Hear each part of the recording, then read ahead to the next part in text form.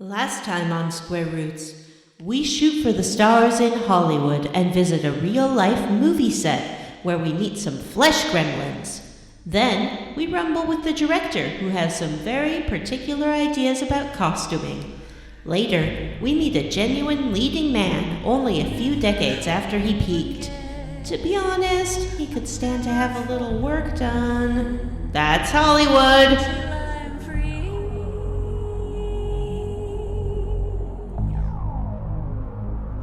Stand in this room, caged and trapped inside.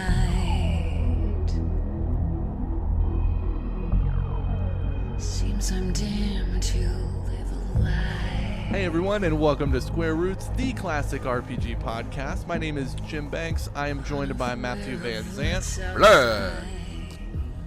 John Dragon's Tail Brandon. Did you notice those flesh goblins had buttholes? I managed to erase those from my mind, and I'm really bummed out that I'm now being reminded of them. Why is that? That should be this week's episode title is Flesh Goblins Goblin with exposed buttholes. They're like prolapsed, extruded. Oh, gross. And we're also joined by Vanessa. I'm Vanessa. Vanessa, how do you feel about the prolapsed buttholes? Not a fan. However, if you think about it, like dogs and cats have kind of exposed buttholes as well, so it's not that different. Maybe they're made from dogs. Wow, wow, wow! Alert, alert, alert! Should we drop a content warning at the beginning of this episode? Because there's some straight racism in this chunker. Oh, yeah. Lots of white guys doing fucking Asian accents. Not good. This was the point where the game became problematic, or, well, it was problematic, and it became problematic. Oh, I can't wait to talk about this chunker. Bleh. So much to say. Yeah, like, it's racist, and this game is terrible. But before we do that, what is this podcast? Oh, we play and talk about your favorite classic RPGs, one chunkerino at a time. Also, we play Vampire the Masquerade Bloodlines. Also, we're doing this. And this is Chunker 4. In the Vampire the Masquerade Bloodlines series. Somehow, we're going to finish it next week. Right? I know. That's amazing. I can't wait for the exciting finale. Did you know that there are multiple endings? No, I'm not shocked, but I am not pleased. I still don't have a really good handle on what exactly the plot is of this game. I feel like it just tells you to go from place to place and do stuff, but there's no like momentum to anything. Okay. I mean, it's honestly, Jim, it is not that complicated. You are a new vampire, and the vampire boss tells you to go get a sarcophagus that's probably going to end the world. That's all we've done this entire game. That's been the whole game. Mm-hmm. That has been the whole game. I don't like it. It's not good. Some fucking CW 90s tween vampire bullshit. It is. No likable characters, no likable fucking storylines, It's ugly, true. hideous graphics, broken Yes. gameplay. All of it is true, and I love Bleh. it. There's This is like Shitty, tiny levels that are like you can almost see how it's going for like a Oblivion, but like it doesn't have the open world. Instead, it just has like little hubs, and you take a cab between them. So It's boring. Everything's super ugly. So ugly. like the first Deus Ex. Ooh, you know what? Actually, I actually have found something I kind of like in this game. I kind of like the Nosferatu. They're fun. Yeah. If this game was just about the Nosferatu, I think I'd be way more into it. If this game didn't have a boss fight that killed me 10 times in a row before I finished it. Did I'd you be know that if alive. you hit the tilde key and type the word God, you don't have to deal with that?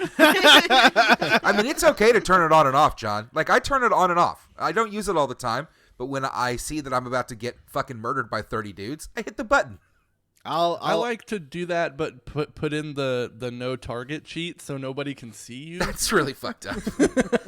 I just roleplay invisible vampire. It's not that far fetched. Before you say obfuscate to yourself as you type in no target. Obfuscate. Before we really get into it, though, how about we level up? Ooh.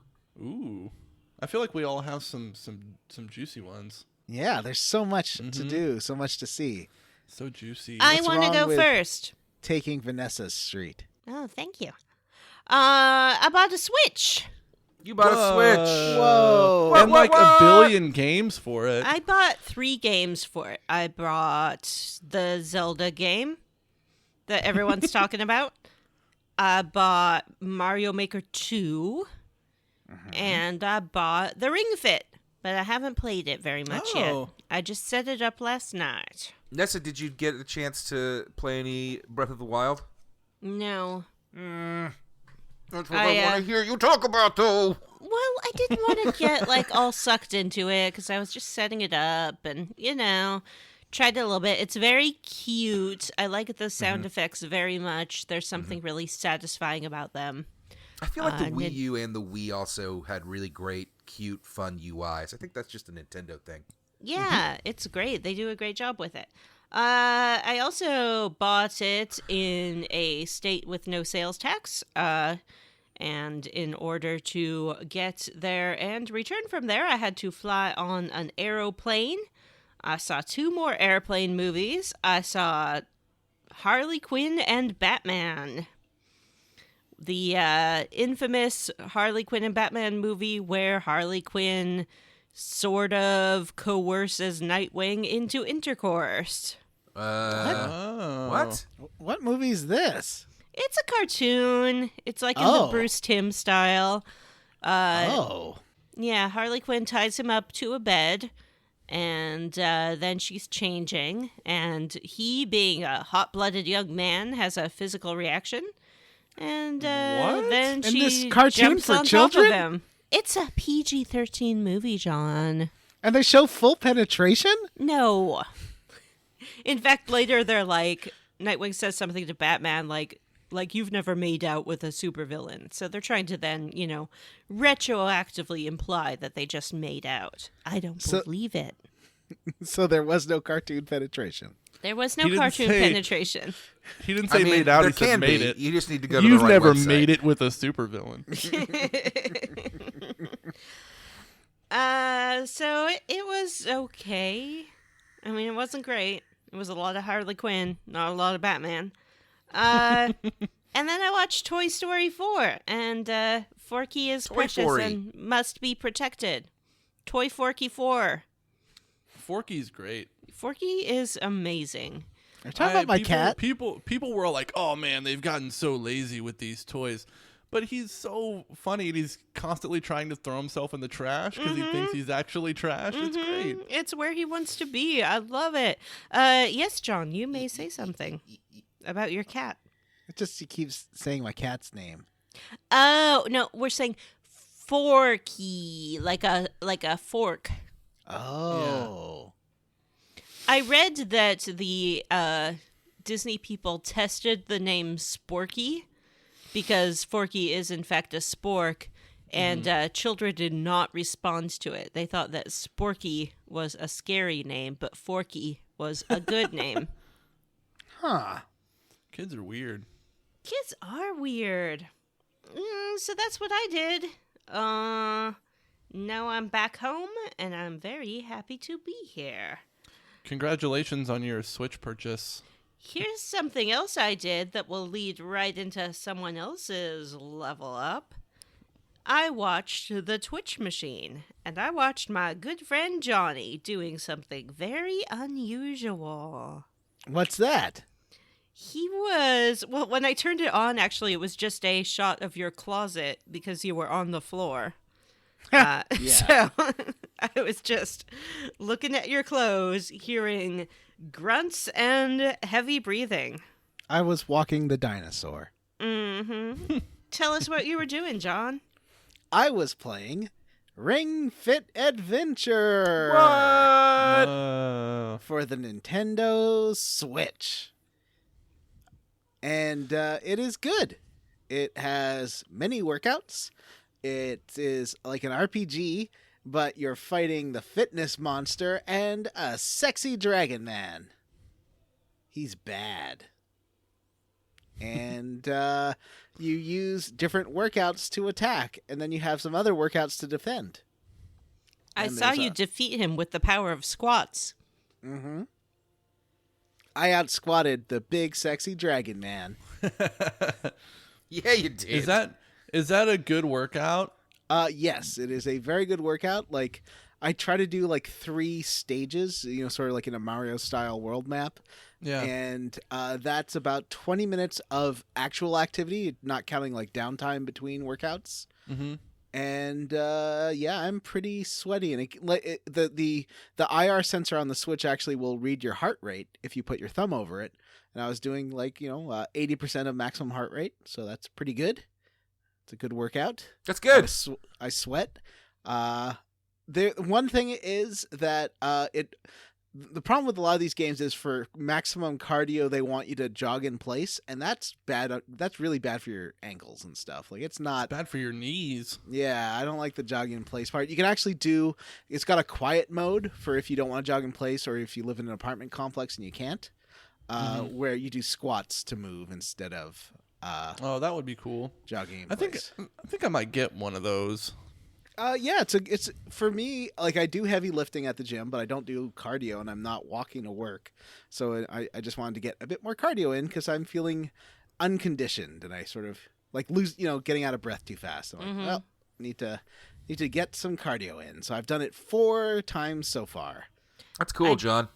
Bought my Ring Fit in a genuine video game store, and there was a very young green-haired lady working there, and she had just bought a Ring Fit the day before and was gushing about what a good exercise it was.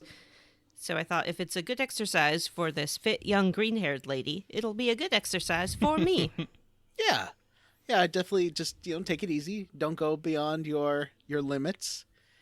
And I recommend it. It's also cute. Like, I just like the art style. I do wish you could customize your main character to not be like a little thin muscle dude or muscle lady. But games aren't as open-minded about body shape as I am, I guess. That's a good point. I don't know why they would do that. You'd think they'd let you be like it. They would allow you to customize the character to be more representative of your actual body. No game does, except for like Saints Row and Star Wars: The Old Republic. Yeah. Unfortunately. Anyway, yeah. So I did that, and I watched Terminator: Dark Fate. Did Whoa, you was it like good? it? It's interesting. I liked it. Of the Terminator movies, I liked it 3rd best. After T1 and T2? Yes. Okay. It's different.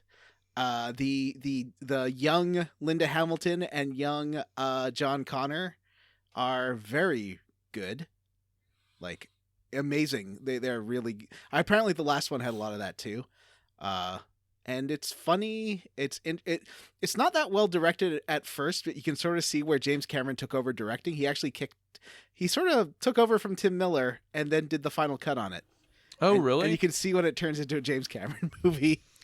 James Cameron is a real weirdo, but he's a really good director. That's true. Yeah. And it is the most anti-American blockbuster I've ever seen. Ooh. Like, the first third is mostly in Spanish. That's cool. That's cool. And it's not like easy to understand Spanish. It's like just casual conversations. It shows people living in Mexico as like having infrastructure and not just being drug cartel people, and like being or humans like living in pueblos. Yeah, whose lives are like actually have meaning and aren't just like thrown away. And yeah, and then there's a whole bit at the border that is. They say it's not political, but I think any realistic way to show the U.S. border is political. Like, if you aren't hiding what's going on, there's Yeah. a political aspect to it. That's interesting. It was funded somewhat by the Chinese, but only like 10%. So it's I don't think it's like propaganda against the U.S., but is the most anti-American. Oh, like the Terminator. In this case, this new kind of Terminator, he keeps dressing as like military people and cops and stuff, and uses like the language of police officers and like sort of right-wing talk to get through things. Huh. You know, like lots of thank you for your service and lots of like respect the badge kind of things. It's really interesting and Wow. very, Does he accuse anyone of having stolen valor? no. The movie does not have time for any extraneous dialogue. It is very concentrated. I would check it out. It's maybe like a rental. I don't know if you need to see it in the theater. It's not very well directed, especially the first hour. Interesting. So it's a good rental and an interesting movie. And Jim, Yeah. how did you level up? I went to a concert last night, and it was pretty great. I saw 3 bands. One was a punk band called Culture Abuse. Never heard of And them. then I saw a rock band called Tiger's Jaw. Never and heard then of I them. saw another rock band called the Menzingers. Never heard of them. They were all Menzinger's really like a pop punk good. band. No. Like Culture Abuse and Tiger's Jaw are more like rock music, just kind of standard. And then Culture Abuse is like an actual punk band.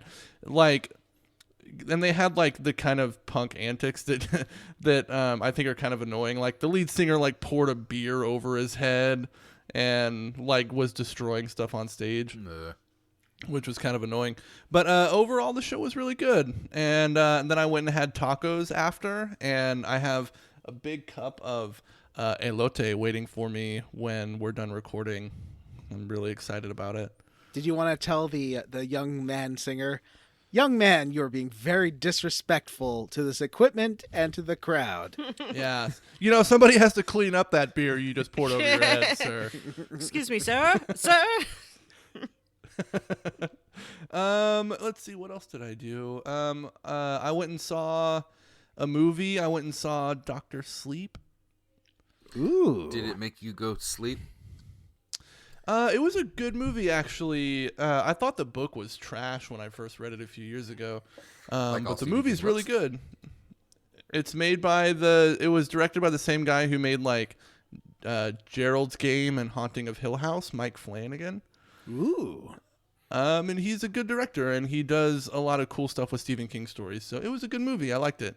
Cool. It had a lot of cool Shining stuff in it because it's a sequel to The Shining. Mm-hmm. I really want to see that. It's I've really never good. been of the opinion, like, I always hate the criticism of, like, this movie seems unnecessary. But I gotta be honest with you, sequel to The Shining sounds... just watching the previews, I was like, boy, that looks like something that doesn't need to exist. It's about like the little, I know. Danny Torrance as a grown-up like alcoholic. I know, and they turn him into an X-Man. I get it. Kind of, yeah. Do they recruit him into the King Initiative, where all the heroes of different Stephen King novels get together? Yeah, Samuel L. Jackson come in. Mm-hmm. Yeah, he becomes an Avenger. We're gonna have Drew to fight Barrymore's Randall there, Flagg. and she's got like fire in her hand. Yeah, if they did do that where they took a lot of the Stephen King sidekicks and made them into a superhero team and they had to fight Randall Flagg, I mean, I would they did. probably watch the hell out of that. Wasn't that called the That's Dark Tower? That is the Yeah. Dark Tower, I guess. Yeah, and there's even vampires in it. Vanessa, of. vampires. I'm intrigued. Salem's Lot is trash. Let's see, Matthew, how did you level up? So much leveling up. Where to begin? All right, well, the Dark Compendium. I signed up for Disney Plus this week, and I would like to talk about a show that I watched on Disney Plus called Mando. Mando the Mandalorian. That's such a good show. I don't want to spoil anything because it did just come out, so I don't want to talk about what the show's actually about. But I did watch The Mandalorian. It is a goddamn delight. It is like a Sergio Leone Star Wars. It walks a very fine line between spaghetti western and Star Wars, but it pulls it off. It has a fucking awesome soundtrack, and it's wonderful. Go watch The Mandalorian. And it looks amazing. Like it looks like a big Hollywood production. It does. Is Vanessa still here? I'm here. Or am I alone? Okay, so it's just you and me now. Yeah, All right, John well, hey, and Vanessa? Jim both walked away just during your fucking wandered discussion off. of The Mandalorian. What a couple of fucking assholes. Maybe all they're right. scared about spoilers. I haven't Well, watched it yet. I'm not going to spoil it. I don't want to talk about what it's about. I just want to say it's good. But you know what? I will talk about something that I bet Vanessa's very interested in. Mm-hmm. So, I was cleaning my car out last week, Yeah. and I found a cat Uh, in my car. This is the cat that you sent us a picture of about a week ago. Yeah, she's a very familiar kitty. We were cleaning the car, and she just kind of walked up and jumped in. Yeah. Me and the kids were cleaning out the car. She just kind of walked in. Mm-hmm. And as I recall, everyone in the group chat, that is John, Jim, and myself, had a very particular opinion about what should become of this cat. So tell us what became of this cat, and we'll see if it matches up with our dreams. Well, so the cat started playing with my children and was clearly starving. So I went to the store and bought it some cat food, and now it lives on my porch. Aww. It doesn't live on your porch, it lives in your house, Matt. Vanessa, I'm allergic to cats. Cat! And so am I, but I just take pills. I'm probably going to take her to the vet this week, and I found a place that'll give her a checkup and give her shots and spay her for free. So I have to make an appointment with them, and I'm going to do that, and assuming she's disease and flea free, maybe I'll let her in the house. We'll see. Cat! You have a cat! She's really sweet, and I feel really bad. I don't know why this cat's out on its own. My mother, who was over a few days ago, took a look at her and thinks that she's very young, but I think she's just very scrawny. My concern right now is I'm afraid that she might be pregnant, and I don't know what the fuck I do if this cat is pregnant. So, Send us the kitten. yeah, Sure. here's a true story. When I was about 4, the woman who lived next door to us had to go to the hospital, like to hospice, essentially. And she asked us to feed her cat, who was sort of just an outdoor cat. So we did. It was a very, very fat cat. And then one day the fat cat went under the porch and popped out a couple of kittens. Wow. And we brought them inside, and that's how I got my very first cat, Gray. And he lived for 19 years, and I loved him very, very much. And that's what will happen to you. You will bring in the cat. Your children will love it very, very much for 20 years. That doesn't answer the question of what am I supposed to do if this cat has kittens. Love them. Yeah, no, I'm definitely going to adopt 5 fucking cats. That's me. Matthew, who's allergic to cats, has no pets, does not want pets, is going to adopt a fucking litter of kittens. This is how you get a cat. The cat chooses you.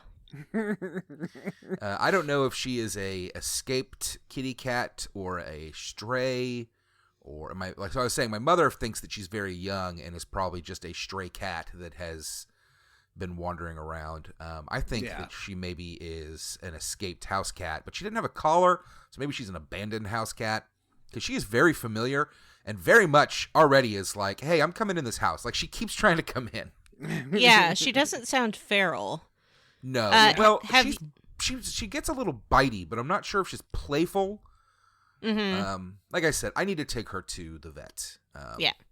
I mean, maybe she's chipped. Maybe we'll find the owner. So Yeah. I don't know. Have you made her a little box to sleep in?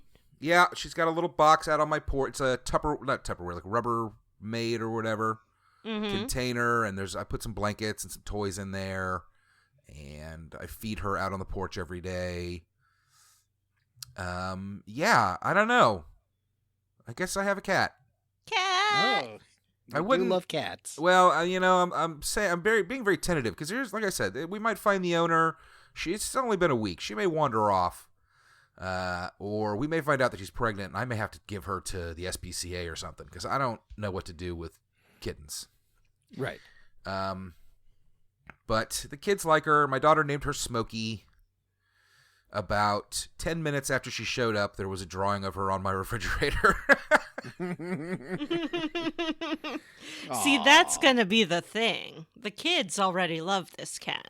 Well, I guess that's it. That is how I leveled up. I have a outside cat now, and I watch The Mandalorian. What do you guys say we dive into the dark? Yay! Compendium? Yes. You did it. You called it the Dark Hello. Compendium. He did. Good evening, listeners, and Oh, hello there. Mhm. Vamp. Welcome Vamp. to the Dark Zant. Compendium. A brief programming note. Jim has entered a state of torpor, which is when a vampire falls asleep because they cannot bear to live the monotony of eternal life anymore. So we do not anticipate him awakening for the rest of this no. episode. Continue Well. with the Dark Compendium. So, Vanessa, do you want to lead us through the Dark Compendium today? I can be your guide as we turn the pages of the flesh-bound Dark Compendium. Vanessa, Vampire Nessa, hold my hand while we turn the pages of the Dark Compendium by putting the back of your hand against the back of my hand. Because that's how vampires hold hands. Let me extend one finger, and you shall take the finger.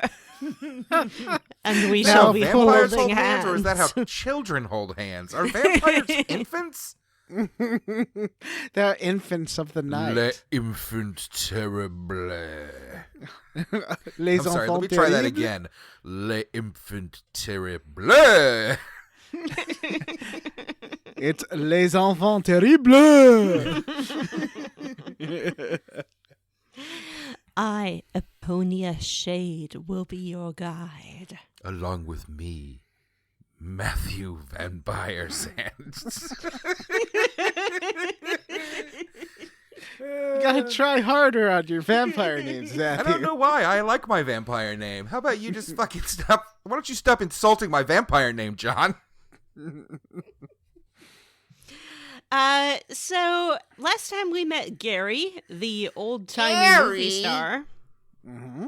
Oh, it's SpongeBob. He's here. And he told us to go to Chinatown and talk to Ming Zhao. I like the Chinese vampire lady Ming Zhao. She did not hop, but I bet she hops. So is that what the Kuei-Jin are? Are they? Oh, well, let's let Vanessa finish that, and then You're we'll right. talk about the Kuei-Jin. Sure. Okay. So we arrive in Chinatown. Chinatown. One of the first things I noticed about Chinatown was the, I guess you might call it Chinese adjacent background dialogue. If you've ever been to a Chinatown in life, what you'll find there is a lot of normal people going about their normal life. Here it seems to be a lot of people dressed in traditional Chinese garb of some sort, doing things like fortune telling or talking about the ancestors or spirits and so forth. Yeah. It's there's a word for it. It's called Orientalism. Yes, that's what we're dealing with here. Yeah, it's pretty terrible. It's funny how Chinatown is actually just like one very small city block that is totally enclosed. Yeah, it's surrounded by a wall. I mean, it's basically 5 buildings with like Chinese, Asian facades, and that's kind of it. There's a point where this game lost me, and there's 2 women you meet in a row. The first is Ming Zhao, who is You didn't pretty like Ming cool. Zhao? I like Ming No, Zhao. I liked her, and she had lots of cool. Like, I think the whole difference between the Kuei-Jin and the vampires is really interesting lore, and I was asking her all about it. I was like, Yeah. "Oh yeah, tell me more about that." But there's one dialogue option that's like, "Oh, tell me more," and the rest are like, "Shut up, bitch, stupid bitch, I don't care about this. Don't be insulting to me, whore." Like, I'm serious. I'm Christ. like, it is horrible. Yeah. There's only one polite dialogue. Like, I'm interested in this, and the rest are like misogynist and weird and kind of racist. There answers. was a weird one where I think I gave me like a polite response where I was like, "Hey, I would like to know more, but you don't need to be so insulting to me." And she was like, "Okay, no problem." And then my only options were all basically the same, which was to be like, "That's better. You don't talk to me like that." And I was like, "No, that's not what I was going for at all." Total fucking failure, game. Like, the game doesn't think that we would care or not want to treat her horribly. Yeah, I guess it's giving you role-playing options. Yeah, you can play a fucking total dick or a total dick or a total dick. Yeah. But yeah, I liked the lore about these creatures. I was not familiar with it from any kind of mythology, although I believe it's based on that. They're not really vampires, they're ghosts, right? Sort of, yeah. Yeah, she's like a demon spirit thing. She died and then came back through sort of purposes of her own or something. She explains that they are people with unfulfilled business. And she's like a protector of the community. She sounds really cool and way more interesting than any of the other vampire idiots we've met in this Way game. more interesting than any of the now listen, okay, I'm gonna be honest about this. I think that part of the problem I have with this game is that this particular vampire lore has been used everywhere to death. Everything about the fucking the plotting, backstabbing vampires, the kindred, the old thing, it's all very Anne Rice, it's all very fucking Blade. We've seen it 1,000 times, so it bores the shit out of me. And that's not really the game's fault.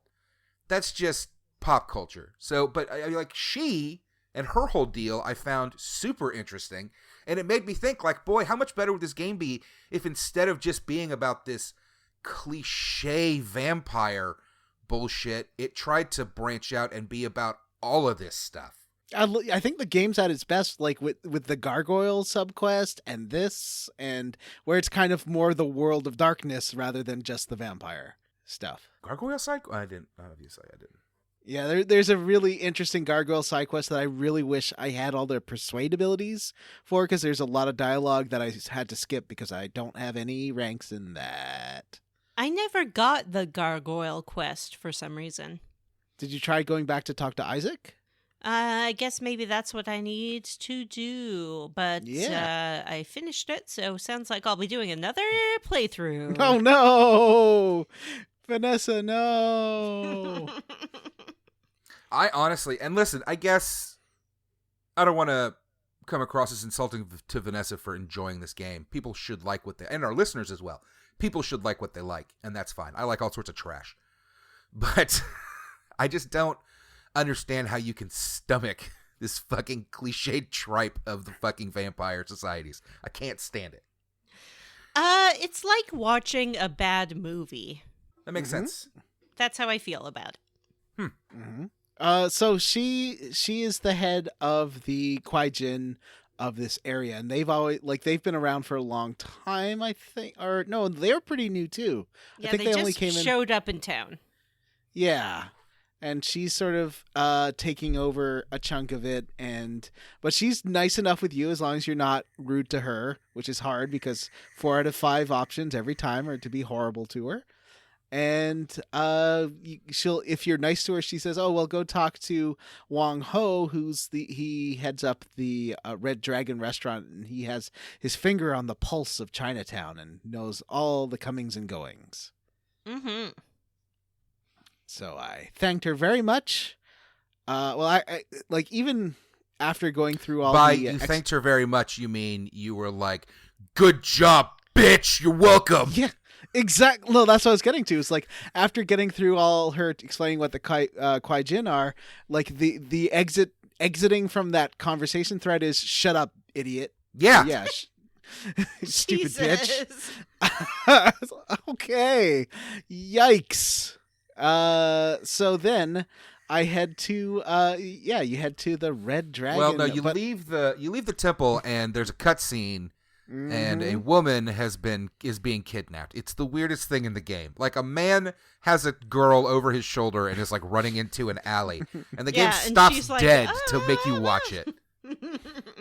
It's a very silent film abduction kind of thing. He's about to tie her to some railroad tracks, I assume. I tried to chase him down, but I as soon as they go into the alley, they vanish. Yeah. Then again, if you go further down that alley, there is a long set of stairs leading down to an underground door, and I was like, well, that's definitely where they are. And I was right. You were. Good work. So over at the Red Dragon, you go up and talk. Oh, it took me about 20 minutes to find. Someone in my chat had to tell me how to find Wong Ho because he's behind this elevator door that is closed, and you have to like press on a blank wall to open. You have to talk to the I did. hostess, and she opens the door for you. She said she would, Matt, but It didn't open? it didn't open. This game is Weird. broken. John Yes. is playing the most broken version because he downloaded like half the patch. So He you're downloaded, not playing like, the an vanilla old version, patch. and you're not playing the repaired version. You're I've playing got the a GOG middle version, which has the stability repairs, but still has tons of. It doesn't have the extra content, and it still has a lot of weird glitchy crap. I mean, as we said early in this series, the latest patch came out last month, so it's not like the game is still being patched by fans. Yeah. You could download the patch and just play it, I think. This lady doesn't seem super interested in talking to us, the hostess of the restaurant. No, she's not. Every time you go into the elevator, all the way up to Wong Ho's office, the whole time you can hear her on the phone, and it's like it just feels like a dude that really fucking hates women writing some dialogue for a woman to read. Like, oh my god, Becky! Oh my god, Becky! It's oh my god, why is this in this game? Mm-hmm. She's like, no, he didn't. No, Yeah, he that's the best one. didn't." Then she gets a phone call and she's like, you won't believe it. Yes, he did. Yes, he did. So you get to Wong Ho, who is voiced by Asian American actor Michael Yama, and he tells you like, so he comes in and he's like, my daughter, they've taken her. I can't believe it. They've taken her. And you say like, oh, I'm here on other business. And he apologizes to you. That seems like a very at this point, I have gotten incredibly tired of this game, so I am officially just going the like path of least resistance. He's like, my daughter's been kidnapped. I'm like, cool, like I'll go get her. Just tell me where she is. I know where this is going. Let's fucking get to it. Well, at first he won't even let you, but he gets a phone call from Zhao, and sort of says, "Well, now your debt is repaid to me." And he finds out where the daughter's held. And he says, eventually you can talk him into letting you go find her because he can't concentrate on getting information for you because he's so worried about his daughter who has been kidnapped by the Tong, who are a gang. Of course they are. Like the Triad, I assume. So you leave the Red Dragon and you go back to that alley where like it's not even hard. Like what alley did they disappear down? I bet that's where they are. And then you go find a door and you go inside. Well, he tells you that Zhao tells him that she's being held by the Tong at the White Lotus, which is a like a massage bathhouse, I parlor. guess. It's a a massage. whorehouse. Yeah. It's a massage parlor. Oh, so that's why it's got all those bedrooms upstairs with like cameras and okay. Oh, Vanessa, you sweet summer child. Yeah, it just we get has bedrooms, we get a and new then toot model again this episode. We get an Asian toot, which is super cool game. It looked to me like somebody spent a lot more time modeling the Asian toots. They looked a lot more Human? like realistic, I guess, compared to the like robot toots that wander the streets. Yeah. So there's a lot of ways. You got some Deus Exy style options Sexy? to get. Yeah. God, remember to how get we could through have this played place? Deus Ex? Boy, that would have been fun. So what I did was I used my stealth skills and then picked the lock of the one door with a lock on it, and Kiki, his daughter, was inside. Yeah, she's in there and she's behind like some boards. Like Yeah, it's they really have weird. put her in a closet and then nailed some boards over it to keep her in there. She's really rude to you, and this was my first instance of being like, I'm so tired of talking to people that, you know what, I am just going to choose the shut up bitch option because I just want to get out of here. And this is where the game's lost me, is that right between Ming Zhao and Kiki, you're so shitty to women. I don't. Maybe it's different if you play as a woman. I don't know. Vanessa can fill us in on that. Ooh, that's a good point. I don't know. I didn't notice these dialogue options that you're talking about. I mean, there were definitely some options of being rude to her, but I didn't see any slurs or anything I like actually that. didn't either. I think John's making that part up. I think it Well, gave no, you the option to there- call her bitch once. Yeah, you definitely like Ming Zhao. All the options involve the word bitch, but with her, I think it's just like, don't you shut up? You're so annoying. What's wrong with you? I think there might be one bitch option with Kiki, but there was definitely a lot with Ming Zhao, and it's just like you really get the sense that whoever wrote this hates women. Like, Yeah, Kiki is in the middle of a trauma and people react strangely to trauma. So just because she's not gushing like the typical damsel in distress does not mean that she does not deserve rescue from this perilous situation. Mm-hmm. And the game makes it seem like it's a big chore to, because I mean, she yells at you and acts like an entitled child. But I mean, Yes. she has been kidnapped. I think you can give her a break. So I just ignored all the options to like call her out or yell at her. I was just like, okay, we gotta go. And she's like, oh, thanks so much for rescuing me. I can't believe Daddy sent you, another hero. Am I supposed to be so impressed that you came here to save me? That is literally the point where I chose the option to be like, shut your fucking mouth and come with me. I'm tired of this. I don't think there's a polite way, like all of the options. Like you can be a little businesslike, but eventually you have to be kind of shitty to her.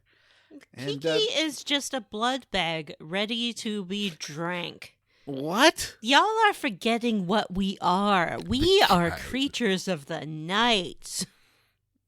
Wow. We are kindred, and Kiki is kind. Does that mean you have to be a misogynistic asshole? Are you polite to your hamburger? Yes. I don't talk to my hamburger, and it doesn't talk back to me.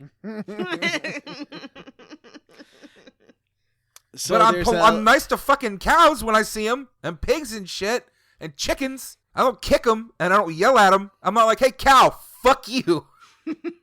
at The this next time point- you see a cow, please tell it to fuck off. At this point, when I was trying to leave the room, I did get rushed by guards who were shooting at me and shooting at Kiki. She managed to survive getting shot a bit, so that was fine. And I just slashed them with my monster powers. I also fully upgraded my protean strength, and now I turn into a bat. I That's turned into like amazing. a human bat, like a large human-sized bat. That's Ooh. cool. I'm kind of Claws. bummed that I've just got a sword. It's boring. I picked the most boring build, I have to admit. And so that might be, I will caveat myself when I give my final review of this game. I did pick the most boring goddamn build I could pick. I feel like this game would be better if you concentrated on the non-combat abilities like persuade or seduce. Or But I whatever. don't think it gives you that many options. Like, just as a counter example, Outer Worlds, you could play that whole fucking game just talking to people, basically. Like, other than the beasts, you don't have to get into a lot of fights. But this game, like, it's still funneling you towards those confrontations. I have hit the point. This is about this. The White Lotus here is the point where I was like, you know what? I'm sick of trying to fucking sneak around and pick locks and shit. I'm tired of the fucking game. So I just dumped some points into my strength and melee. And I'm just clearing levels now. Like, I just walked in and killed every person I could find And then I went and freed Kiki and walked her out. I did the same thing in the ending thing of this level. I just said fuck it and killed everyone. Yeah. Yeah, that's basically what I did too. But it's boring. It's the game's yeah. not good enough for that to be fun. So I kill all the guards and then walk her out through the basement. And Kiki runs off, and I went to go talk to Wong Ho. He is very happy to have his daughter back, and then tells you to go talk to Zhao, who I guess he did something for Zhao. Did they ever say what he did for Zhao to earn No. his debt? It's just part of the complex tapestry of backstory. Where, we get hints of these relationships, but we never quite know the whole tale. I mean, I thought the stuff with the... What are they called? Kuei-Jin? I thought the stuff with the Kuei-Jin and these... I thought this was kind of the best part of the game in regards to, like, these characters and stuff. Like, I didn't fucking hate any of these people as opposed to most of the rest of this game. They... Zhao is interesting, but you only get to really have one conversation with him. He tells you to go meet up with Zhao at the warehouse, and he might be able to point you towards where this guy... What was his name again? Johnny? No, where Barbas is. Yeah. Barbas. I don't know. Because our whole goal is to find this missing Nosferatu. Yeah. Yeah. So we go to the warehouse, and Zhao's like, yeah, I think he might be being held by Johnny over at the Glaze Club. He's a bunch of tongs. And this has fulfilled my debt because I owed Mr. Wong Ho. Yeah, I owed Wong Ho because I used to be a tong. Right. And now he's like, well, I've basically given up information on the tong because he gives you this door code. And right as he says that, you get raided by a whole ton of tong. Can you keep Zhao alive, or how does that work? Yes, I don't know what happened to him. Like, he just vanished in mine. I guess he died. Yeah, he stayed upstairs, and I killed all the tong. There's 2 waves of them, and you do get a bonus for killing all the tong and saving Zhao. Yeah, I did that too, and then I went back to talk to him, and he was just like, "Get out of here," and I'm like, "Okay." I guess there's a bunch of welcome. stuff in the warehouse that you can grab to sell and make some money, but I haven't spent money once in this game other than when I bought lockpicks. Well, I want to go buy blood, so I'm going to go back to this warehouse if I can, get all the stuff to sell, because I need to get some blood, because that is the only way to heal if you don't have the version where you can heal yourself. And I do not, and the last boss fight was so hard for me to get through. Yeah, So they get there's really this hard. little button, it's to the left of the 1. It's called the tilde key. We've talked about the tilde. So Johnny's over at this bar, Glaze. Glaze is the least good of all the bars we've been to so far. The dancing Glaze is does sound like a bar you would own, Johnny. Glaze? Why Glaze? Glaze sounds like a donut shop. Okay, maybe I would. But it doesn't have the big dance floor full of cyber goths that I really expect from a Vampire the Masquerade Bloodlines bar. There was a dance floor with cyber goths. I went and watched them dance for a minute. There weren't that many cyber There weren't goths. very many. Yeah. There's a DJ. I danced with them. How do you do that? I can't figure it out. There's a button, like it's sometimes that in the middle of the screen, if you walk to the dance floor, there is a button that shows up, and if you hit E, you'll dance. Contextual option. But because the dance animations are so limited, I did end up doing a synchronized dance with a couple of the people on the dance floor. Interesting. Well, that's great. Yeah, I thought it was really great. So there's a few ways in to get to Johnny. You can just bash your way through. You can just bash your way in. I mean, again, that's what I did. I was like, oh, I could sneak around this guy or try to find another way, and I was like, I don't want to do any of that. So I just hit the man. I couldn't get past with my that one axe. guy. I hit the man with my axe, and he dropped his sword, and I picked it up and was like, now I'm sword boy. I seduced my way through. Ooh, that's cool. You used your feminine power. I did. I have to Awesome. go talk to some other guy there and be like, Johnny is expecting me. And he was like, you don't seem like Johnny's type, but you can stay here with me. And then I had to use persuade and be like, I really have some business with Johnny. And he was like, okay, tell them so-and-so said you can go through. So I went and did that. I went upstairs. I went into Johnny's office. And he did try to kill me right away. Yeah, what I did was there's a side entrance, and the side entrance has that same code as the front entrance, so I used that and then went through and just snuck around all the guards because they can't see me as long as I'm crouching, and I went to Johnny's office, and then Johnny tried to attack me. Well, you didn't have a conversation with him? Like, you talked to him for a minute. Yeah. And there's a man on a TV giving him instructions. I didn't talk to him at all. Oh, no, I had the same thing as Matthew. I talked to him. He's like, who are you? And I'm like, oh, I need to, we both cut the crap. I need to get my buddy, Barabbas. And he's like, how did you know about that? And then the guy on TV's like, oh, why don't you try to kill him? Yeah, and he shoots you, and then it's like, the bullet didn't kill you! And then at that point, I was like, okay, now I have to kill you. Yeah, he's like, the guy on TV's like, well, now you have to kill Johnny, don't you? And I guess so. And Yeah. so then I did.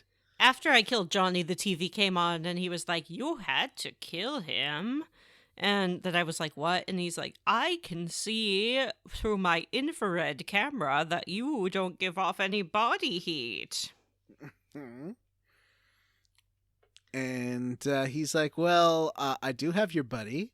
Come to my office building, the Foo Syndicate building. This is the dumbest part of the game. No, that's still the sewers. This was a great part of the game. Oh, God, I hated this. We head to the Foo Syndicate, and he's left the door open for you. What I did now was I'm like, okay, they know about vampires. They're humans. He seems to be trying to kill me. How about I go talk to Isaac, go talk to Ming Zhao, go talk to the prince, tell them what's going on, get a vampire army, and destroy them, because that seems to be the way that would be what I would do if this were a role-playing game, like a tabletop one. Mm-hmm. I'd be like, no, I need to go tell people because this is a organization that seems to be testing or knowing about vampires. Yeah. That doesn't work. No. You have to be an idiot, Mm-hmm. go into the room he tells you to go into, and then go... I think there might be another way around this, but I had to go through... I'm not sure. Yeah, because I had to go in and he's like saying on the TV, like, go through those doors. And I kept being like, no, I'm not going to do that. You come out here. And then he's like, interesting. Is it some kind of precognition or primitive survival instinct? Go through the doors. And I'm like, no. So I told no 3 times. And then eventually I just had to go through the door. Yeah, nothing will happen unless you go through these dumb doors. And it's a trap, Vanessa. Oh, goodness. Who saw that coming? Not me. He tries UV light. He tries to drain all the oxygen from a room and just fill it with carbon dioxide. Yeah, he is doing many experiment on you. He talks about how we're a much better specimen than the other vampire he has. Mm-hmm. He puts you in a spinning blade room. Yeah, about this room. This room broke. Oh, yes, no. It is broken. So the first time I went in, I was trying to open the door and then got killed by the moving spinny blades. But I saved right before. I loaded my save and the spinny blades weren't moving anymore. Oh, nice. And then I tried to figure out what I was supposed to do until someone told me to shoot those little glass panels at one side of the room. That it gives you no indication you're supposed to shoot them. No, I had to it pull doesn't. up a guide. I didn't know what the fuck me was too. going on. This whole thing, every area, I was like, am I supposed to do something in here? What? And then it turned out that what you're supposed to do is shoot everything, basically. Which, Yeah. I haven't used a gun once in this fucking game. Why would I jump to that conclusion? And why is that a demonstration of your vampire powers? That's a good point. I noticed all the walkthroughs seem to be insinuating I'm using guns all the time. I never use guns in this game. I mean, maybe. And I it's did better with spec to be guns. melee. But, so Melee there's combat this... sucks, so maybe I should be using guns. There's the spinny blade room. There's the laser room. Mm-hmm. There's... There was the Van Helsing experiment. That was my favorite. Oh, yeah, that was really fun. One of those guys in the in one of those hazmat suits is using a cross on you. Yeah, he has a cross, and he's just like standing there like, "Ugh." So I fed on him, and then he sends in a big SWAT team that you kill. And then the last test, he says he's going to set fire to you, and you just like, but he forgot to make sure the glass wasn't just regular glass in that room. Mm-hmm. And so when you blow up one of the fire hoses, or what would you call The that? gas Flamethrower. Tanks. Yeah, Like it tanks. explodes the glass. And you can get out and kill everybody.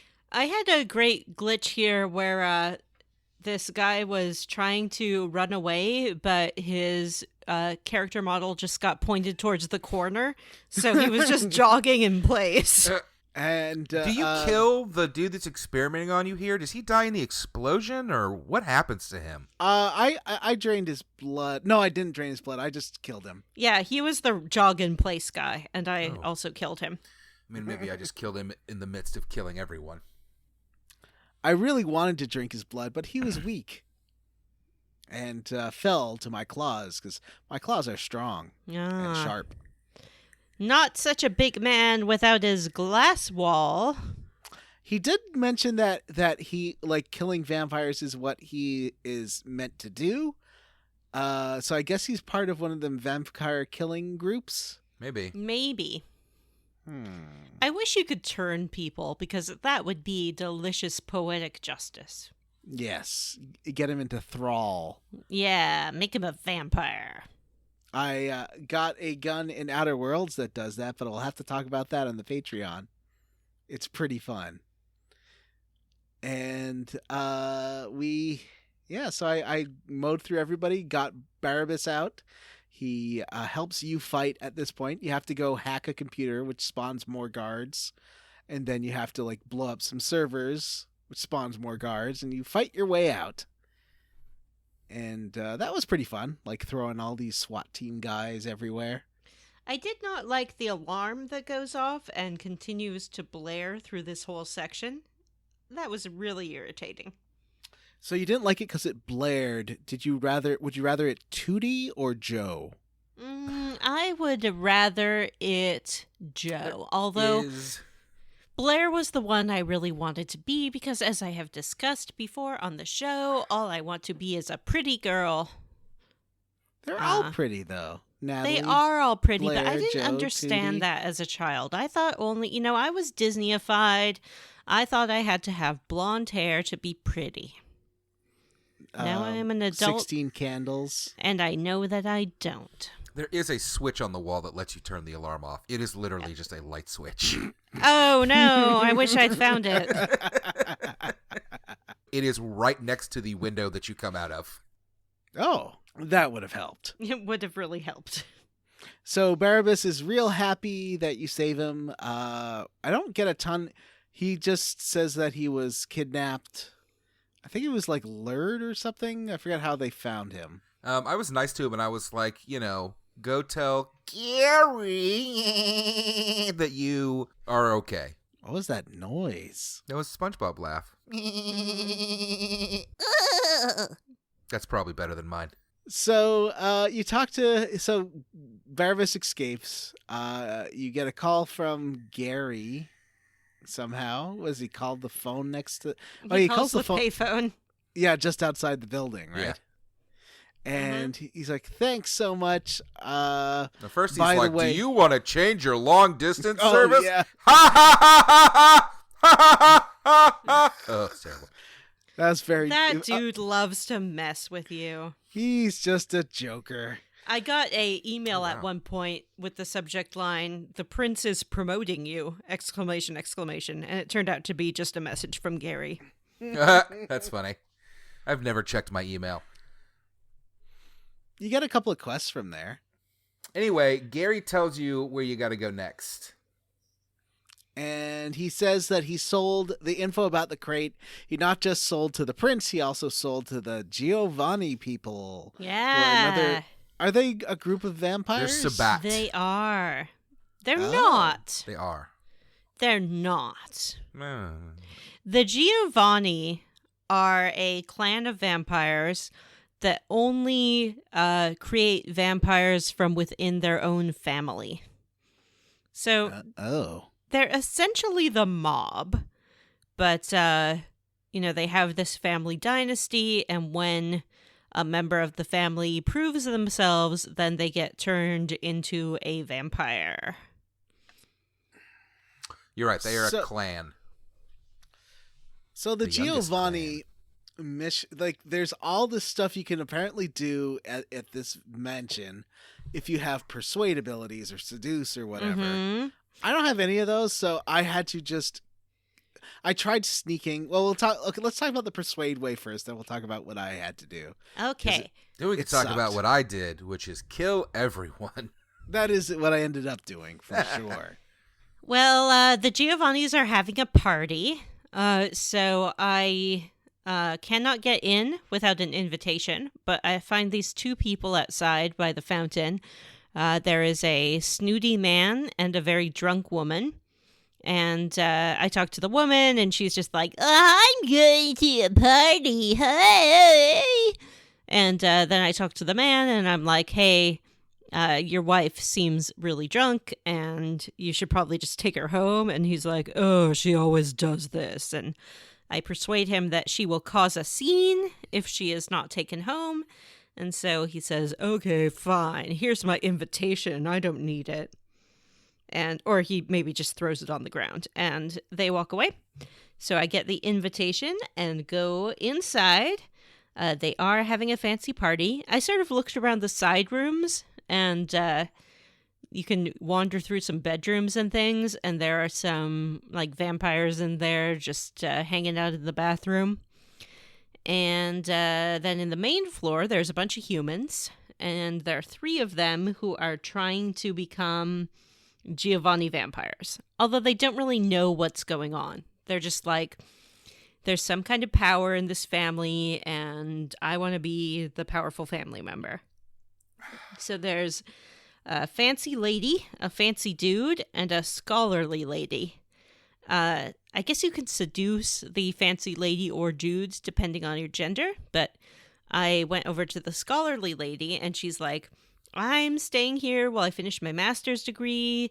They're so cool. They're letting me study all kinds of things. And I said, oh, like what? And she's like, oh, I can't tell you. And I'm like, you want to tell me. And she's like, I do. And so then she walked me back to the basement area and took me downstairs. And you gentlemen, I guess, just clawed your way downstairs? Well, so I tried doing the sneaky route because I have lots of stealth points and lockpick points.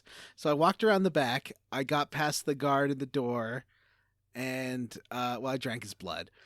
And then I was going around like drinking guard blood and walking through the house. And then suddenly there's an explosion, and all the guards run after you. And I was nowhere near this explosion. It happened in the main hall. Yeah. Oh.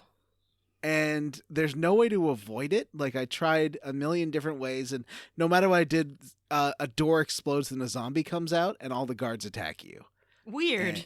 Yeah. Yeah, I had a similar thing. I just kind of killed everyone out front, and then I went in the back and was killing my way through it. But there was an explosion. There was like bits of door all over the place, and I wasn't there when it happened. I don't know why that happened. Me too. I don't know why it happened, but it does. And I also killed Bruno Giovanni just for the heck of it. Yeah, I killed him too. I expected the prince to be pissed off at me about that, but he did not give a shit. I didn't even see Bruno. He gets alerted, I think, if there's violence in the house. Ah. He come stealthing in or something, or like super speeding in. It was kind of neat to see like another full-blown vampire in the mix. Like, he moves kind of fast and weird. Yeah. But my sword still went through his face. Yeah. So I went. So if like the door to the basement was already blown open, so I went down that way. There was a zombie in the main hall, and I think that's what blew up the door. But it doesn't really give a good. Like, it just seems broken. if you are not doing, I think the way Vanessa does it's the good way to do it, because the way that Matt and I did it, it's just not fun. It's just like a broken game. Yeah, I'm in the same position that I just don't have high enough stats for stuff. For like half the game, I was able to lockpick my way through a lot of stuff, but now it needs me to have a way higher lockpick than I have. Yeah. I can't open anything. And when I looked at like dumping some points into it, like it didn't seem like it was going to be enough. So I was kind of like, what's the point? I guess I'll just dump more stats into strength and hit things harder. My lockpick's okay, but like the stealth, even though I didn't alert any guards because of that explosion, you can't sneak your way through anyway, so there's no point. Maybe there's like maybe you caused it somehow. I don't know. We're probably missing something. Yeah, I think unless you do it the Taki way, this whole part's broken. Underneath the mansion, you have to like pull a sword on the wall in the office to open a secret passage. And then this is garbage. What is this? Like this labyrinth underneath the fucking mansion. It's all filled with zombies that you got to kill. And it's like a maze. And I don't know how I found my way through it, honestly. Like branching paths that circle around and stuff. I was like, what the fuck? Vanessa, did you get to skip the combat, or did you have to do all this? Not really. So the student girl takes me down. She's like, let me show you these cool zombies. They never attack us. And then they start attacking. And she's like, oh my God, I don't get it. And so she runs you to the maze. And she's like, I know the way through. And you can follow her about halfway through the maze. And then you have to do the rest by yourself. I didn't find it very hard. I maybe I just lucked out and picked the right way. I think I did loop around the whole thing once, but then found the way. So I made my way through this dumb maze and eventually get to the bottom when I see the crypt. And fortunately, I saved right before this, because when you get to the crypt, the Chang brothers show up. And they're Kuei-Jin, and they're like, hey, this is ours. You need to step off, or else you're going to have a fight with Ming Zhao. Yeah, they're like, we are taking the sarcophagus. You cannot have it. They told me that they had Ming Zhao had a treaty or a truce with the prince. Yeah, with and the prince. They were like, don't fuck up this truce. And I was like, I don't trust you. So I killed him. There's no way you can't like leave it. You have to fight them. Oh, weird. Vanessa, you fought them, right? Yes, I fought them. Thank you for asking. I collected the claws one's claws, so now I have claws. Oh, I should have done that. Dang Yeah, it. I like using those claws. I haven't used them yet. Yeah, and then we finally got that sarcophagus. Do we want to talk about the conversation because I think it's so. I mean, it kind of jumps you right back to the prince. Well, you got a short cutscene of him loading a U-Haul. Mm-hmm. Some cut to no explanation of that. You just have a truck. Yeah. And you're just like thunk thunk. Good job. All right. And you drive that sarcophagus all the way downtown. Yeah, you take it to the prince, and like I said, I expected the prince to be pissed off at me for I killed a fucking vampire. Isn't that one of the rules? Is don't kill other vampires? I toasted that motherfucker. But I guess they had betrayed you first. I guess. Anyway, you meet up with the prince and his buddy. What's the buddy? Barnabas? The buddy is Beckett.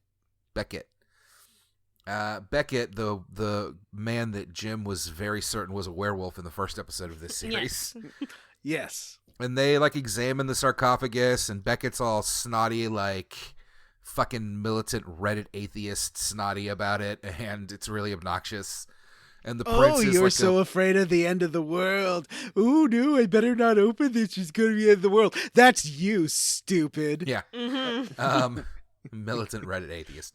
Yep. And the prince throws a fucking temper tantrum because he's super cool, and I'm super glad to be working with him. And I don't know. Hey, weren't there anarchs early on in the game? Like, I was about to say, speaking of being super cool about working with him, I like talk to the Anarchs and they're on my side and everything. Although after they found out that I started a blood war between the Anarchs and the what are they called again? The Caligari? No. The Camarilla. Yeah, the Calamari? Camarilla. What's his face? Zero? No, what's his name? Bender? No, the other guy. The one who looks like Freddie Mercury. I don't remember. Nines.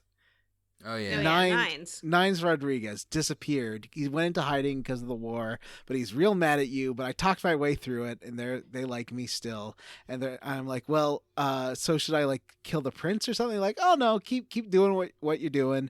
We'll you can come betray him when there's a good moment to do so. Ah.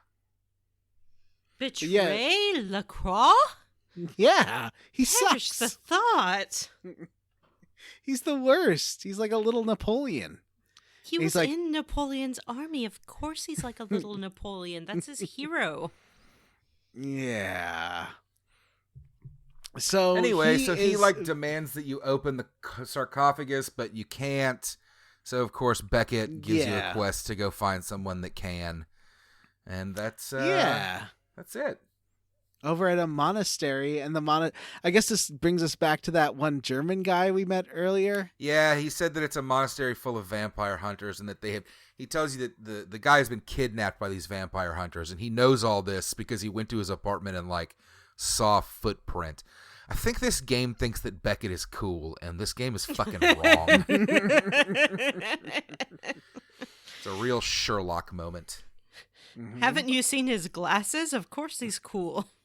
He's no Smiling Jack. I like Smiling Jack. If I could Smiling like, Jack's pretty great.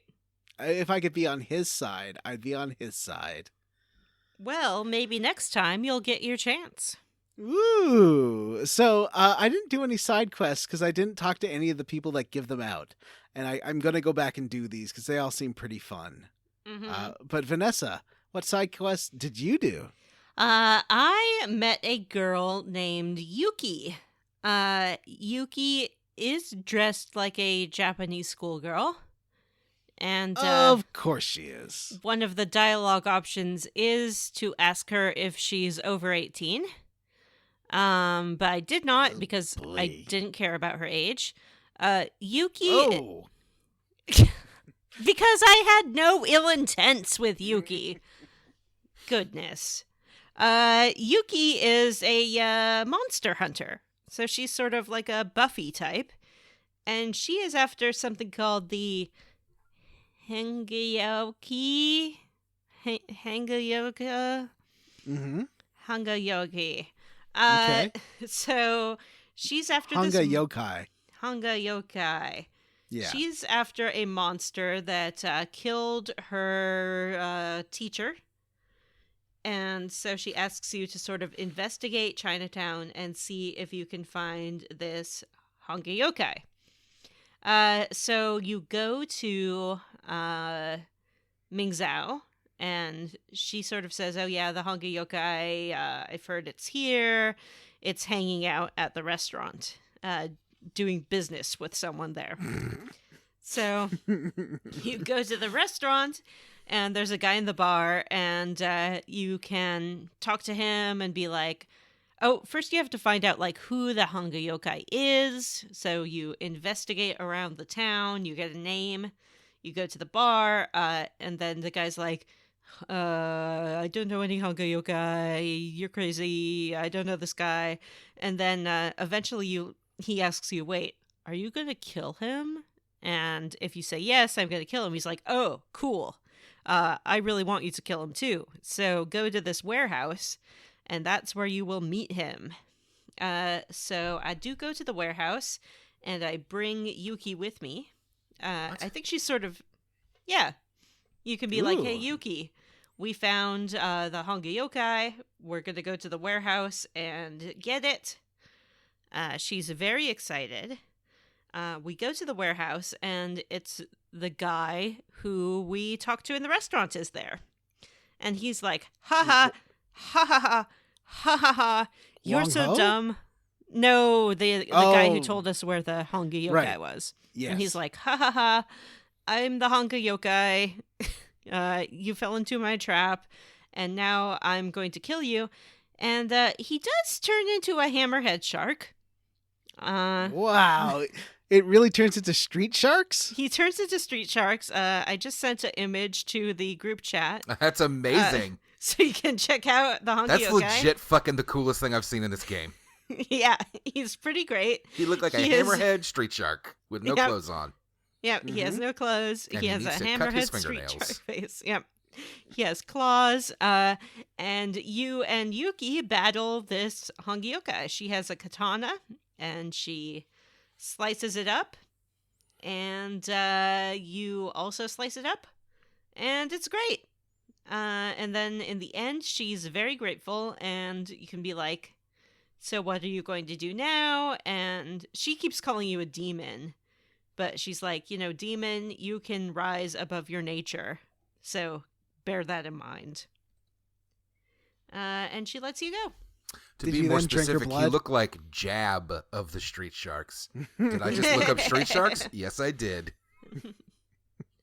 So did you then drink her blood just for the heck of it? No, Yuki's my best friend. Oh, Oh. gross. We battled the Honky yokai together. Honky yokai.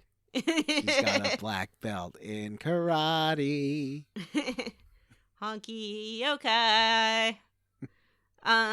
Yeah, so that was a great side quest. Other side quests I did, there's a sort of pawn shop, and there's a fellow there named Mr. Ox. Yeah. And Mr. Ox likes a lot of rare items. One of the items that he's interested in are the covetous eyes of a thief. And he Ooh. tells you where you can find the corpse of a thief who was really recently caught and killed by the Hong or something like that. The tong. The Tong. So you go and you find this corpse in a refrigerator and pull its eyes out and bring it back to Mr. Ox, and Mr. Ox gives you a talisman in return. Ooh. I think that those are the most interesting side quests. There's also a weapons store in Chinatown. Did you find that? No, I gotta explore Chinatown a bit more. I think I'm gonna I spend some time. Did doing I that went and today. bought some new clothes for the first time in this game.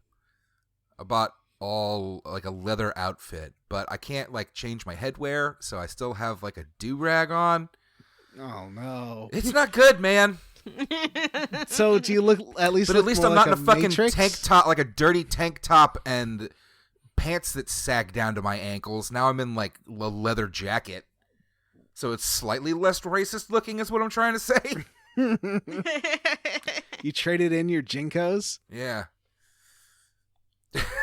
They do look like Jinkos. Ah! Yep. God. Oh boy. Okay, yeah, I'll do some more exploring for the next episode and tell It's you. the very first thing in Chinatown on the right. There's a store. It's Oh. called like Sangs or something. But I you will- do have to talk him into letting you see the special stock. Oh, yeah. Oh.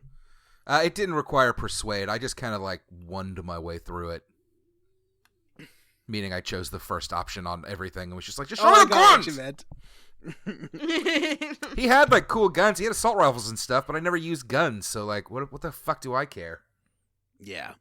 Yeah, I don't use guns either. I got my bat claws. I got tiger claws now. I'm gonna use them.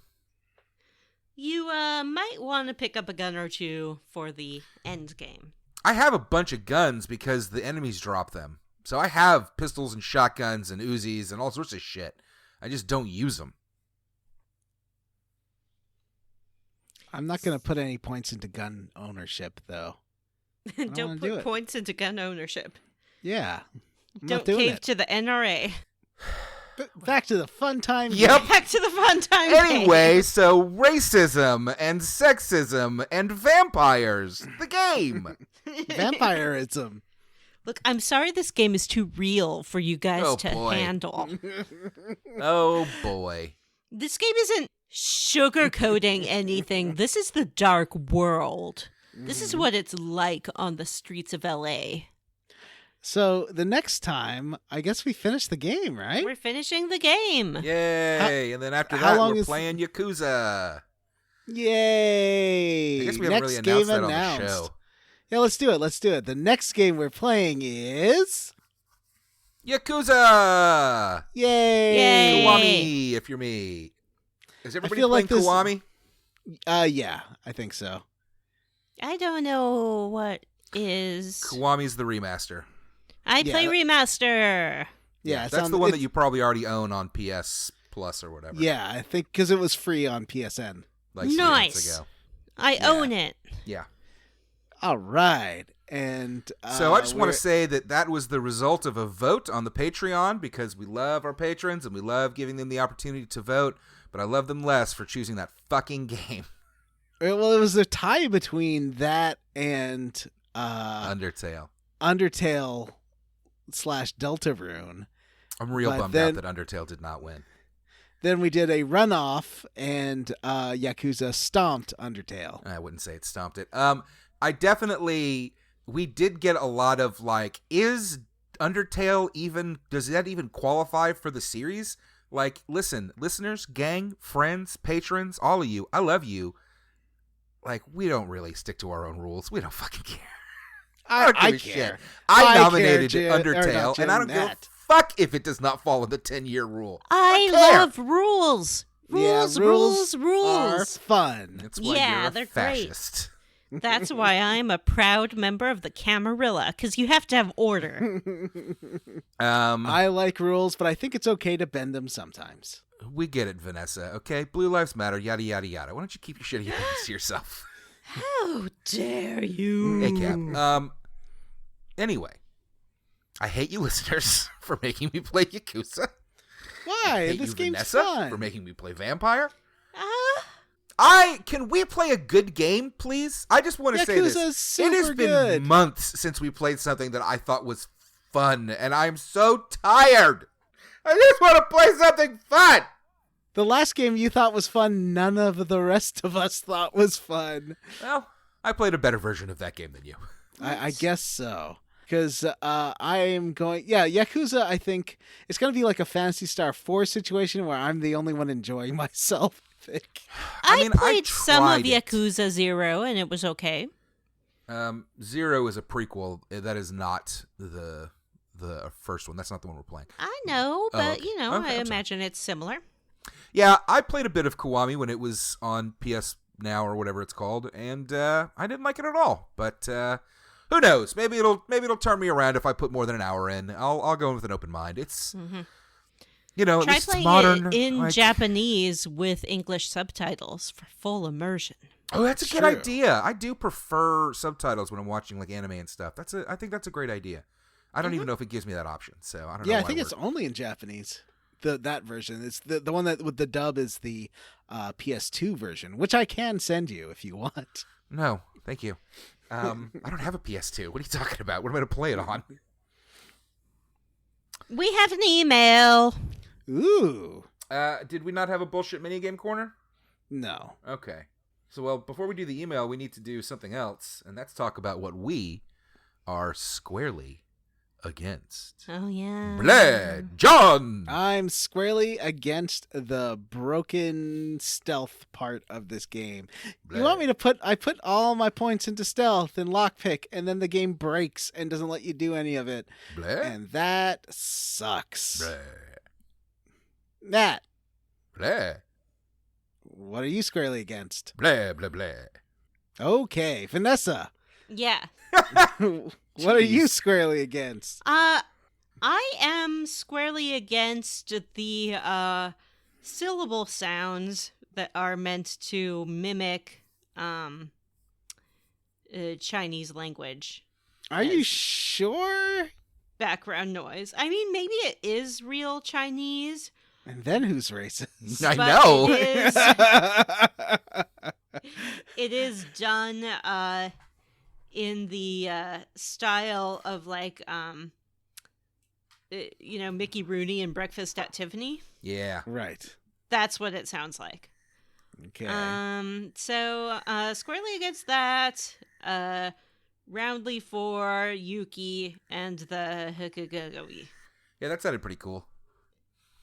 I'll go ahead and another caveat for myself with this game is that maybe I would enjoy it more if I was diving into some of these side quests, but I'm not. Because you hate the game. Well, I do hate the game, so that's why. It's not like I'm like, no, I won't do it. I don't want to play it. As for me, I am squarely against all the what seemed to me, and maybe I'm just fucking wrong, but just like Vanessa, just all the fucking racism, gang. This is a very racist, misogynistic episode. But hey, you know what? I want to be positive, so I'm roundly for Ming Xiao and her weird Eastern vampires that hop, and if you throw rice at them, they die, I think. I think that's how it works. Yeah, they have to count the rice. Yeah, that's what it is. They have to count the rice. Like, it didn't get into any of that, and I really wanted to hear about it. But as Vanessa said, we do have an email. Vanessa, would you like to read it? Yes. Cool. I was listening to your podcast the other day while Late playing one XCOM 2, and it made me think, are there any games that you guys enjoy that are definitely RPGs but do not avail themselves to the book club format? XCOM made me think of it because its procedurally generated missions would mean that none of the hosts would have similar experiences. Love the show and keep up the great work. Benjamin Curley. Thank you for the email, Benjamin. I have jokingly suggested to my co-hosts that we play Harvest Moon on this show. I do not think that would make for interesting listening at all. But it's sort of a cross between an RPG and a simulator game, I guess. Yeah. It has some RPG elements. Stardew Valley definitely has more RPG elements because there is a combat system. Did you ever play, I'm going to get the name wrong, I think it's like Reciteer, where you play like a shopkeeper. It's like half RPG, half simulator, owning simulation. But that sounds amazing. It is very highly regarded. You should check it out. I think it's dirt cheap on Steam. Yeah, Ooh. I bought it for like $10 years ago. Papers, Please would be another example of that. Is that an RPG? That's more like maybe not. art house. Yeah, that's an indie game. I think this might be a bit of a cheat, but my answer to this would be, I think that Final Fantasy 1 in particular, but 1 and 2, I don't think that there's enough there to really do anything other than be like, we went here and did this. I think it would be very boring and would make for a terrible series, which is why we'll never play those games. Yeah, I think 4 is the first one that really works for this show. Well, and we've mentioned it before. We did a trial series before we did Final Fantasy 9, where we did about half of Final Fantasy 3, and even that, it had a bit of plot, but boy, it was real like meet someone and they tell you where to go next. I mean, all these games are, but like nobody had a personality, nobody had, anything more, and particularly the characters were just blank slates, like no real plot to speak of. For me, stuff like Might and Magic, Might and Magic 3, I love that game, or maybe like Wizardry 5, I think is super cool, but I don't think they would make great podcasts because they're more like dungeon crawling and kind of open walking around and not a lot of plot. Just like I'd love to play one of those old Might and Magic games. I was like weirdly obsessed with those at one point in my life, like that first person, the whole party. We could try it. We could do a versus. I think some on of that. the later ones had. You know what, John? We should try that out for like a Square Roots versus, maybe one of the older ones that would be tougher to do for the show, just to see how it goes. Yeah, I love 3. I totally play 3, 4, and 5. They're all kind of the same. Any of those would be fun. I'd have to look into which is which, because I know that some of them are like super old and like Nintendo Entertainment System era graphics, like 8-bit graphics. I'm not fucking playing that. I think 1 and 2 are like that, for sure. But some of the PC ones that were out when I was like a teenager, like they had like, character models that looked good, and it'd be interesting to check it out. Yeah, we could try one of those. I think like Dark Messiah of Might and Magic I think that one we could probably do for the show since it's so highly regarded. You know what else That's would like be a terrible for the show, but probably fun would be the Heroes of Might and Magic. Do you think Heroes of Might and Magic 3 would count as kind of RPG-ish? You have characters. I don't even know how they work. I haven't played any of those. I mean, they're more they're turn-based strategy games more than for sure. They're turn-based strategy games, but I love them. And I still think I definitely want to do more strategy stuff, but I feel like there's a line where the strategy gets a little too weird, and not not Langrisser. I forget those. There's all those strategy games on the Genesis and stuff that were like super crunchy. They're anime looking ones, not Shining Force. I can't remember what they're called. But there are a whole bunch of those that I think would be not that really fun to talk about on the show because there's not a lot of story or character. When are we going to play Final Fantasy Tactics? We Love should. that game. Put on the list for next year. 2020, the year so twice, we named it twice. Yes. I mean, it's Almost a Final there. Fantasy game. Those are all sequels as far as I'm concerned. Yeah, no, I'm fine with doing that as long as we can play X2. Yeah. Yeah. I mean, so I'm on board for excited. X2. John, in a previous episode that I was not on, or maybe it was a bonus episode, you suggested that I am not interested in playing X2, and you could not be more wrong. I'm all about it. I Maybe it was- love Final Fantasy X, and I can't wait to play 10 too. All right. Maybe We're it all was on Kingdom board. Hearts 2 that you weren't excited to play. I'm not. I've played about half of that game several times, and as like Jim always talks it up like he thinks the combat's the best thing on the planet. It is. I think it's worse than 1. Like you barely control the character. Like he just floats around in the air, and you hit buttons, and he flies around and hits things. It's terrible. Despite all the warnings, the So we have future doesn't scare we have a me Patreon. at all. We do. $3 a month. $3 You'll a get month. us all our bonus episodes. We're talking about leveling up. We're talking about instant classics and versus games. This month we are playing The Outer Worlds. I think 2 of you have finished it. Vanessa, have you finished Outer Worlds? Almost. I have one more planet to go. I can tell I liked it because I finished it in 2 weeks. Yeah. Nice. I have not had much time for gaming lately, but I did manage to sit down and put a few hours into it the other night, which was fun. I'm on that. I think the final hub world, and it's great. I can't wait to finish it. I can't wait to talk about it. Last month we did Goose Game, though unfortunately I was not on that episode. Honk, sorry folks. I tried to be, but we just scheduling, and I think next month we're going to have a fun year-end level up. are we? I thought we were going to do a vote for Versus. I kind of want to just not do a game next month if we can. Yeah, that's Yeah. fair. I think that's We fine. got shopping to do. It's the holiday season. Yeah. Okay, I'm down with that. A year-end special-tacular. Yeah, maybe we Well, could oh. do some sort. Well, we could throw some sort of ranking in there. People seem to like that. What I was thinking was Rank people the could games send of us the year. our end of the decade top 10 games of the 2010s for us to judge. Like they tell us, the listeners tell us what they liked, and we tell them if their opinions were good or bad. That's a Yes. great idea. I like that. I like that idea a lot. I like the idea of telling our listeners that their opinions are bad. So send in your top 10 games of the 2010s to squarerootspodcast@gmail.com for us to judge. Yep. Or you can, there's Twitter and Facebook as well.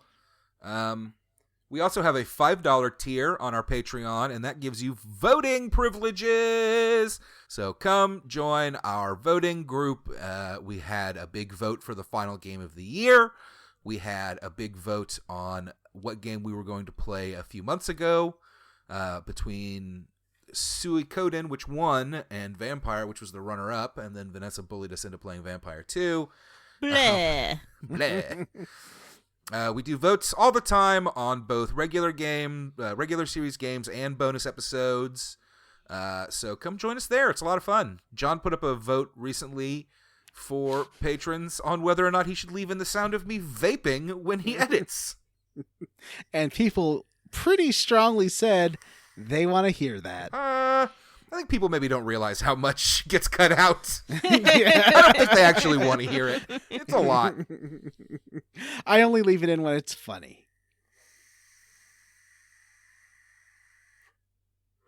Well, part of the benefits of being a patron is that we read your name at the end of each episode, which we are going to do now. I guess I will be nice and take over Jim's portion since he died. So, our patrons that we would like to thank this month are No Gods, No Masters, Vanessa 100% Real Mom. That's Vanessa's real mom. Stu Skeel, Devin Sloan, David Shook, Matt Jorgensen, More Games with Evil Playthroughs. Boy, this series was a real disappointment in that regard. Yeah. Bryce Jenkins, Gregory, Brady A. Berman, Dr. Steve Stone, Julian Titus's spirit has finally found peace, G. Bailey, Bree Girth, Brian Pitt, Justin Ham, Robert T., Ross Hartley, Tyler Petty, Ward Childress, Vanessa's People Mom, Aaron Bachman, Brian Stone, Count Chunkerla, Robert M. Pullum, Kiva Mosser, Samu Mitchell, Heavy Metal Jesus, doesn't drink wine. It's mashed potato season! Yeah. It's always mashed potato season, though. Potato. Nathan Poirot, Randy Pierce, Jonathan Lee, Patrick W. Bears, Huxley Iguana, David Green, Jake Dickerson, James Hostetler, Ryan Miller, Miguel Torres, Julia Zanella, Tracy Tanoff, Bobby Midkiff is back to work. Huzzah! Benjamin Avner, Galendo, Jim's Nightmare Mannequin Room, PJ Ennis, Rusty Kamada, Tom, Jonathan Ellsworth, Wonder Swan, Andy Best did it all for the Nookie, Oh, no. Eric Garby, Buffy Summers, Jared Collins, to Bumpkins, and Vanessa's mom. But not her real mom. There are so many Vanessa's moms. In loving memory of Sexy Grandma, who is still alive, Florian Jonas Kramer, Sean Walsh, Chris Peniak, DJ Ethro, John Kissick, Stephen Kroc, Vanessa's fourth mom, Citrusy, George Brady, Cyril, the Wolf, fine say everyone's name at least annoys Matt, Ron Squared, Andy, Nofford, Jordan O'Boyle, Reddit is Harold Lauder, Sean Gonzalez, Sling Thing Ping Ringy Dingy, Halloween Candy has turned my mouth into a desert of pain, Jameson, Just Jerry, Mary Queen of Scoffs, and Michael Crawford, and Joseph. We'd also like to thank Paul Birsch, Cameron Shoei, Adam Zimmerman, Stephen Paget, That One Guy, Wash in the Wind, 0100010111011011001111111100. Cake Ninja, Amanda Douglas, Chris Ryan, Matthew Casterline, Christian Go, Kevin Walter, The Mighty Monarch, Andy Smith, Armin Hammer, Hexagon, Joshua Bennett, Lex Averill. Averial? I can't say that. Lex. Sean Arata, The Phantom Scofflaws of the Opera, Chris Wilder, Hudson Roth, Aaron Little, Andre Rivera, and Jeff Rock and Roll Martian. Send us an email. Email address, of course, we've said it several times, is squarerootspodcast@gmail.com. If you prefer not to email us, you can also find us on Twitter at SquareRootsPod or hunt down our Facebook group, the Square Roots Podcast group for smart, cool, very attractive people. We also have a Discord server, which you can get a link to via emailing or finding us. We also have a Discord server, which you can get a link to if you'd like to email us or find us on Facebook. And anything else? We have an Insta, but we never used it. We have that Twitter. I did say the Twitter. Oh, yeah. With We our have that Twitter. young, hip intern on there. And thanks to Katja Savia for letting us use her cover of Isolated from the Vampire the Masquerade soundtrack. You can find Katja on YouTube, Twitter, and Instagram as Katja Savia, one word, and on Facebook as KatjaSavia.modernnoir. Links in the show notes. And don't forget to rate, review, and subscribe on iTunes or wherever you listen to podcasts. We did it, gang. For the Square Roots Podcast, I'm Matthew Vampire Zant. I am John Blendon. Bloodin. And I'm Vanessa. Blah. Blah.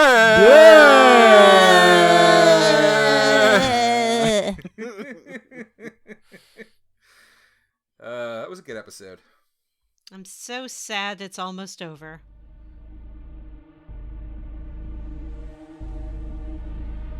Isolated.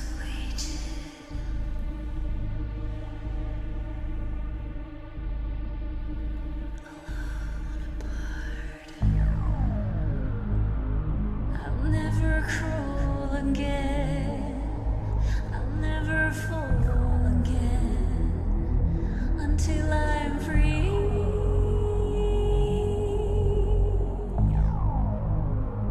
Here I stand in this room, caged and trapped inside.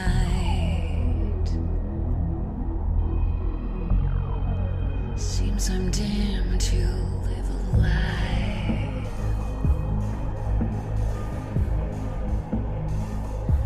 Unaware of what's outside. Should I care for what's left me behind? And I stare at light that makes me blind.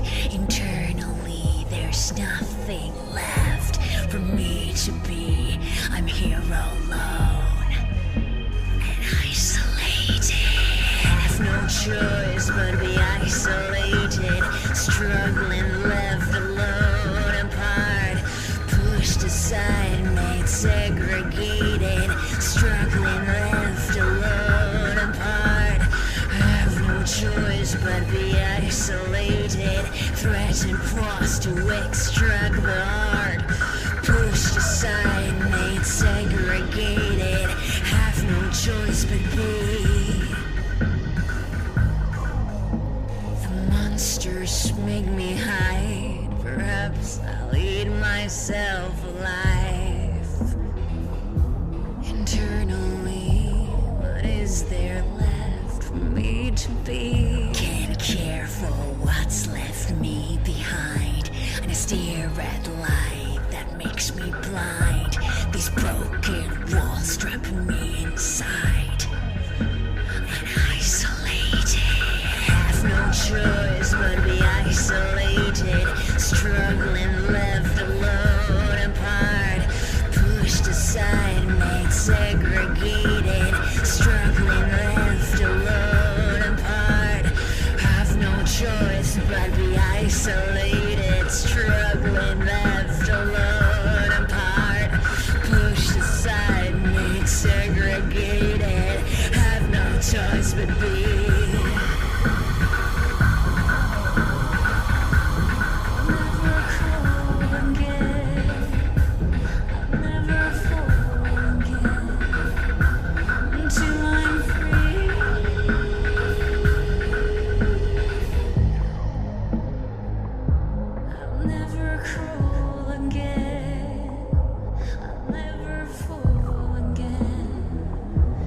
Till